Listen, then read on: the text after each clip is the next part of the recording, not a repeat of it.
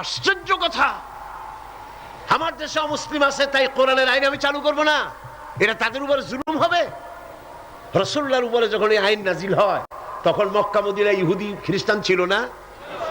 তো তাদেরকে উপলক্ষ করে রাসূলুল্লাহ কি আইন বন্ধ করে রাখছিলেন? না, বরং বললেন, সাহাবীরা তখন তো মাইক ছিল না, রেডিও নাই, মাইক নাই, ফ্যাক্স নাই, পত্রপত্রিকা নাই, টেলেক্স নাই, টেলিভিশন নাই। হুজুর বললেন, যাও রাস্তায় রাস্তায় এই আয়াত চিল্লায় পড়ো। সাহাবায়ে কেরাম রাস্তায় নেমে গেলেন। এই আয়াত, ইন্নামাল খামরু ওয়াল মাইসিরু ওয়াল আনসাবু ওয়াল আজলামু রিজসুম মিন আমালি শাইতানি ফাজতানিবুহু, যাও পড়ো। সবাই চিল্লায় পড়তে লাগলেন।